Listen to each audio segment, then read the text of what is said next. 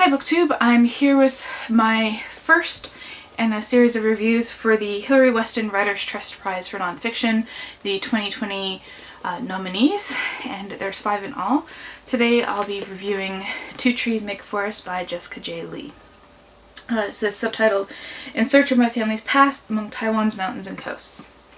So this is a memoir, but it's more than that.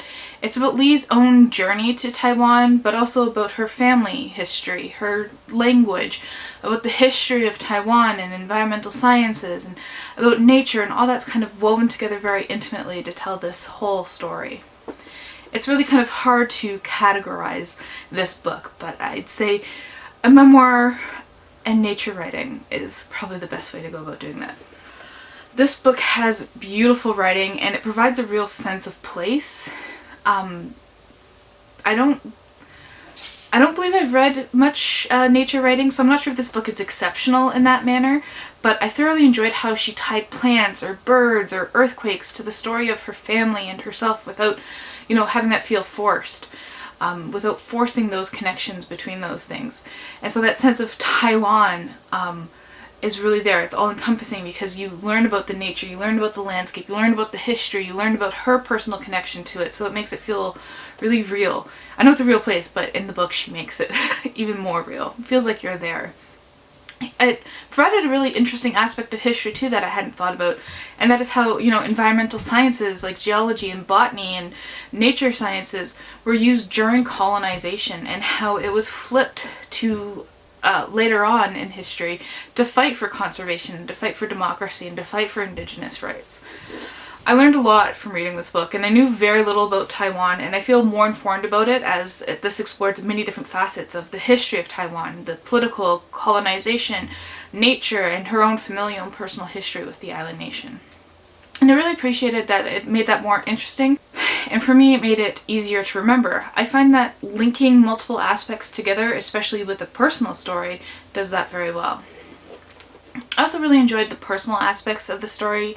Lee grapples with trying to find a place to belong. She herself is mixed race. She is, she doesn't know whether to call herself Taiwanese or Chinese, but that's her background there. And then her father is from Wales and she was born in Canada. So there's all these different things going on. She wants to find a place to belong. She's a child of immigrants and she's biracial. She's herself she was born in Canada, but now she's living in Germany. She's trying to, root herself in a family history that was hidden from her for a large chunk of her life. I did see some people in other reviews complaining about the technical descriptions of the flora and fauna, but I actually found that's how her passion came through. The hyper-focus she sometimes had for a particular plant and telling us about it botanically and historically. The passion is what made it interesting to read. Not the technical aspects, but through the technical aspects she showed her passion. Some negatives there are some unanswered questions, but that's real life, right? Especially if your family's not too open about sharing about their past. We aren't going to have answers for everything. We don't know everything about our parents and grandparents, and when they pass away, there's going to be some questions that are left unanswered, and we find that in this book as well. And that is frustrating as a reader because you want the answers, right? But you have to remember that this is a real person's life. We're going to be presented with questions. We're not always going to get answers. And I want to share a quote from the book here. It's quite a sad quote, but I think it's also beautiful. So she starts going on this journey to Taiwan and this journey of self-discovery and family history after her grandparents have died away. And the word that she uses for grandfather is gong.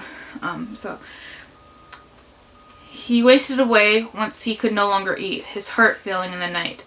Gong died alone, and it is for this aloneness that I have not forgiven myself. Nothing in this death could be called beautiful. For so long I have treated Taiwan as a haunted place, guided by memories that are not mine. I've carried the weight of my grandfather's death into the landscape, guilt and grief intermingled. But its death and pose have brought me new possibilities for knowing. Sadness has lightened, grown lean on my bones.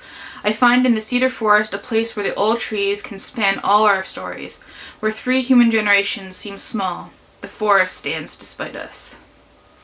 And I just think that encapsulates the beauty of her writing and the summary of parts of her stories.